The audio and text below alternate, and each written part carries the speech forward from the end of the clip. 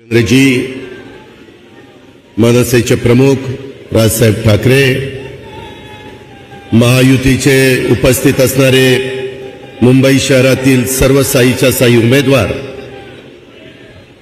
Bhajap, Rashtrawadi Congress party, Shiv Sena, मनसे, RPI, सर्व महायुतीच्या मित्रपक्षांचे उपस्थित असणारे सर्व सन्माननीय पदाधिकारी, माझ्या मुंबई शहराच्या कानाकोपऱ्यातून आलेले सगळे बंधू भगिनी, पत्रकार मित्र आणि माझ्या तरुण मित्रांनो, सर्वप्रथम युगपुरुष छत्रपती शिवाजी महाराज, क्रांतीसूर्य महात्मा ज्योतिबा फुले, राजर्षी शाहू महाराज, राज्यघटनेचे शिल्पकार डॉक्टर बाबासाहेब आंबेडकर यांना विनम्र अभिवादन करतो।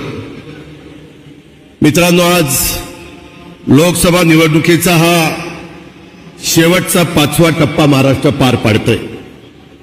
खरं तर देशामध्ये 7 टप्प्यामध्ये निवडणुका होतात, परंतु आपल्या 5व्या टप्प्यामध्ये मुंबईचे 6, भिवंडी, कल्याण, ठाणे, पालघर आणि तिकडे दिंडोरी, धुळे आणि नाशिक अशा पद्धतीने जवळपास 13 ठिकाणी निवडणुका होत आहेत।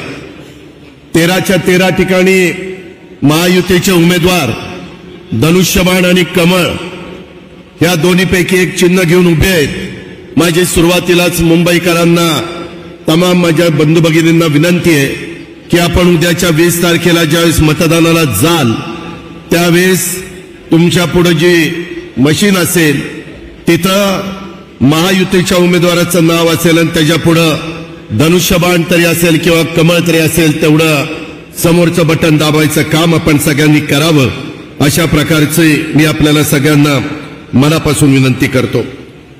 मित्रांनो, शिवाजी पार्क हे एक ऐतिहासिक मैदान आहे। या मैदानाच्या साक्षीनं पंतप्रधान नरेंद्र मोदी यांच्या नेतृत्वात महाराष्ट्र देशाच्या प्रगतीत एक नवं पर्व या ठिकाणी सुरू करतोय। पंतप्रधान नरेंद्र मोदी साहेबांच्या माध्यमातून सर्वसमावेशक असं नेतृत्व आज देशाला मिळालेलं आहे।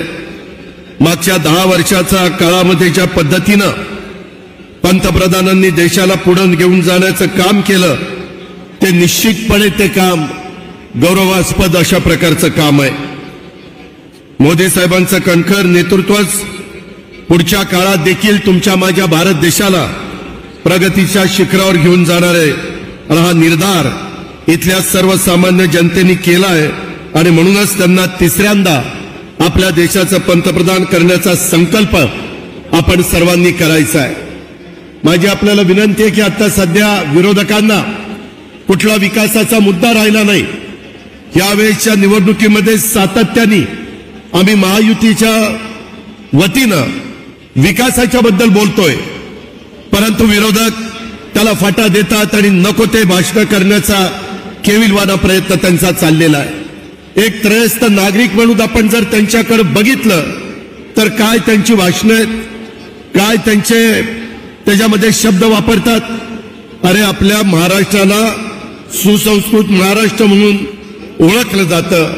स्वर्गीय यशवंतराव चव्हाण साहेबांनी ज्यावेळेस मंगल कलश आणला, तो मंगल कलश संयुक्त महाराष्ट्राचा आणला असताना सुसंस्कृत महाराष्ट्र कसा असला पाहिजे, तो कसा पुढे गेला पाहिजे, सर्व जाती धर्माच्या लोकांना कसा न्याय देता आला पाहिजे, ज्या पद्धतीने हिंदवी स्वराज्याची स्थापना करत असताना 18 पगड जाती 12 बलुतेदारांना बरोबर घेऊन महाराजांनी हिंदवी स्वराज्याची स्थापना केली, त्याच रस्त्याने आपल्याला सगळ्यांना पुढे जायचं आहे।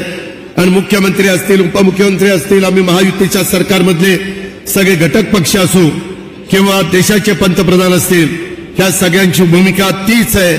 त्या भूमिकेचं समर्थन आपण सगळ्यांनी केलं पाहिजे।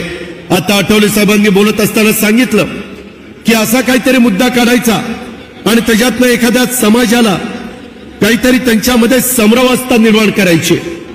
10 वर्षामध्ये देशाच्या पंतप्रधानांनी कधी उलट संविधान दिन साजरा करायला सुरुवात केली, आणि अशा पद्धतीनं त्यांनी साजरा करत असताना संविधान बदलण्याची भाषा हे सगळेजण करतायत। हे कुठेतरी थांबलं पाहिजे, आणि ते पवित्र काम तुमच्या प्रत्येकाच्या मतामध्ये आपण 20 तारखेला सकाळी 7 वाजता जाऊन जर मतदान केलं तर यांना जशास तसं उत्तर आपल्याला देता येईल, आणि विरोधकांना विरोधकांची जागा त्या ठिकाणी दाखवता येईल अशा प्रकारची अपेक्षा आणि विनंती मी आपल्या सर्व सहकार्यांना करतो.